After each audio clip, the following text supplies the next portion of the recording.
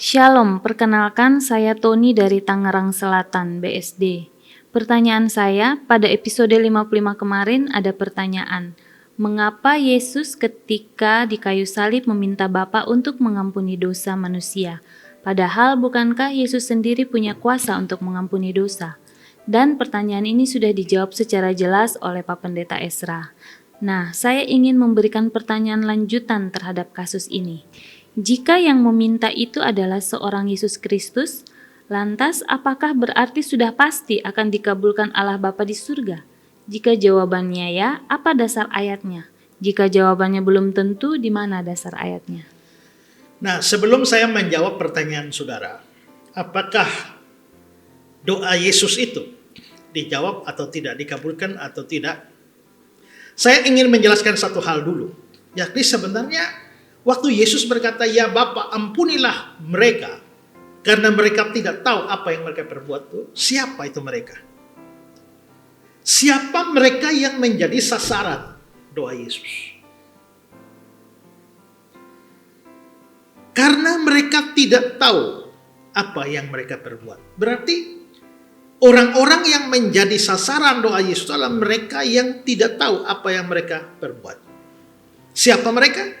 Sejumlah penafsir membatasi orang-orang itu kepada orang-orang Yahudi dan orang-orang Romawi yang terjun langsung di dalam pembunuhan terhadap Yesus. Karena ada kata-kata mereka tidak tahu apa yang mereka perbuat. Tentara Roma tidak tahu apa yang mereka perbuat.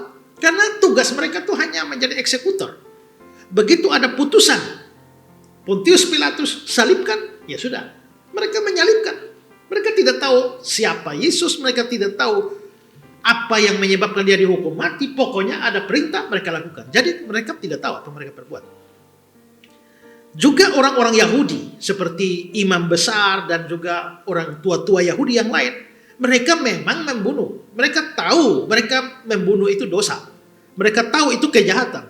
Tapi mereka tidak tahu sepenuhnya. Mereka tidak tahu bahwa yang mereka bunuh itu sebenarnya adalah Mesias sendiri. Kalau kita bandingkan dengan kisah 3 ya, 14, 15 dan 17 ya, kisah 3, 14. Tetapi kamu telah menolak yang kudus dan yang benar, serta menghendaki seorang pembunuh sebagai hadiahmu. Demikianlah ia, pemimpin kepada hidup, telah kamu bunuh. Tapi Allah membangkitkan dia dari antara orang mati, dan tentang hal itu kami adalah saksi. Ayat 17, hai saudara-saudara, aku tahu kamu telah berbuat demikian karena ketidaktahuan, sama seperti semua pemimpin kamu. Berarti pemimpin-pemimpin orang Yahudi pun tidak sadar bahwa yang mereka bunuh itu adalah Mesias. Jadi mereka tidak tahu apa yang mereka lakukan.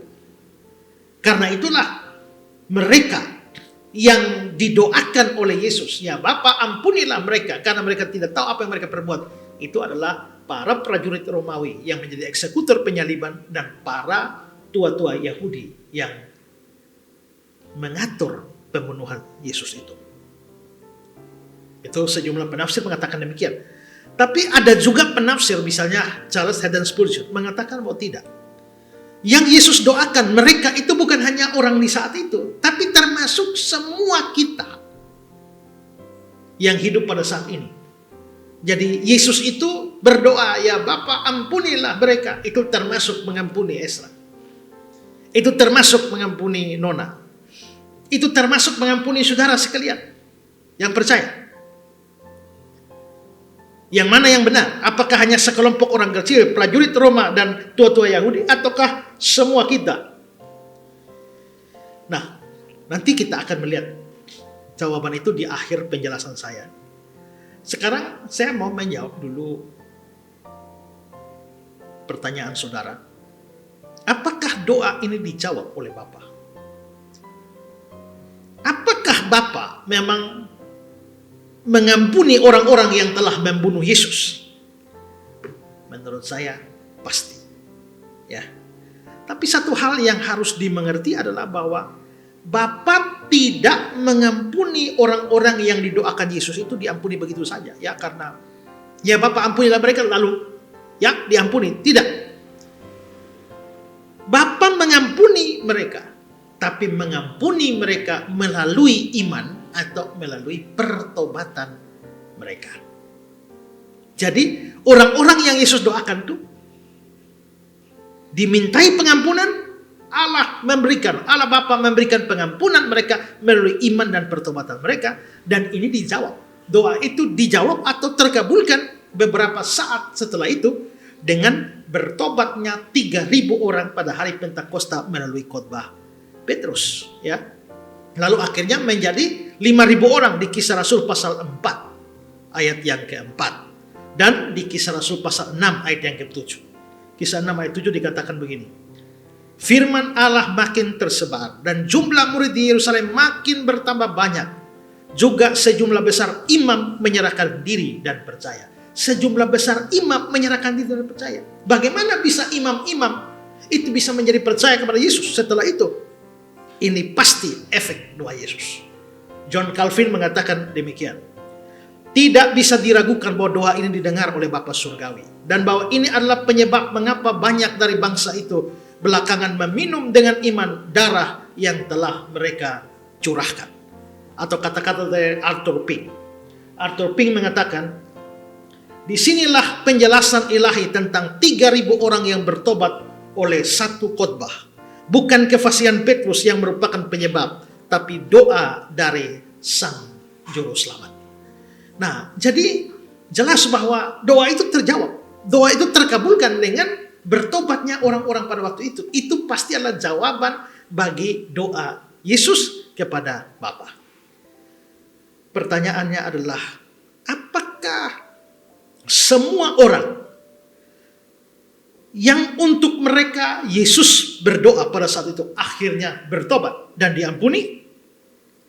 Sekarang perhatikan Yohanes 11 ayat 42. Yohanes 11 ayat 42. Aku tahu bahwa engkau selalu mendengarkan aku. Yesus berkata, ya Bapa, aku tahu engkau selalu mendengarkan aku. Berarti Bapa selalu mendengar doa Yesus.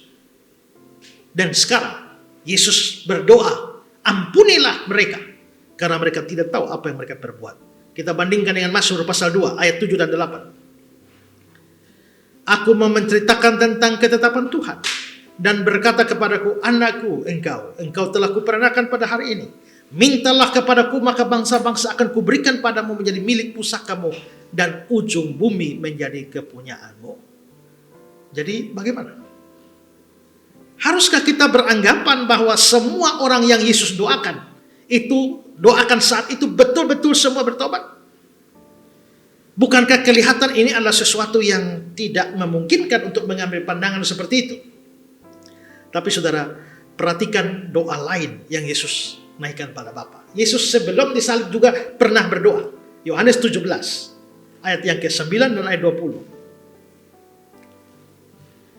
Aku berdoa untuk mereka, bukan untuk dunia aku berdoa, tetapi untuk mereka yang telah engkau berikan padaku, sebab mereka adalah milikmu. Dan bukan untuk mereka ini saja aku berdoa, tapi untuk orang-orang yang percaya kepadaku oleh pemberitaan mereka.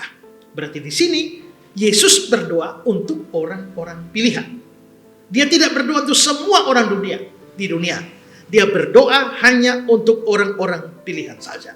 Dari situ sebenarnya kita bisa menyimpulkan bahwa di atas kayu salib, pada waktu Yesus berdoa, ampunilah mereka karena mereka tidak tahu apa yang mereka perbuat. Siapa mereka? Mereka di situ adalah semua orang pilihan Allah yang hidup di dalam setiap zaman. Dan karena Bapa selalu mendengarkan Yesus, seperti ayat yang kita sudah lihat tadi, maka kita boleh menyimpulkan bahwa setiap orang yang bertobat di sepanjang sejarah itu adalah akibat dari doa Yesus itu, sehingga akhirnya diampuni. Jadi kalau Nona hidup di zaman 2000 tahun setelah Yesus dan bisa bertobat dan percaya Yesus, itu akibat doa Yesus.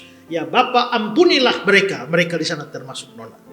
Ya Bapa, ampunilah mereka. Kalau saya juga bertobat pada masa kini, maka saya pun termasuk pada mereka yang Yesus doakan itu. Jadi itu dasarnya mengatakan atau percaya bahwa yang Yesus doakan adalah orang pilihan, dan semua yang dia doakan itu pasti bertobat dan diampuni oleh Bapa. Bapak. Ya.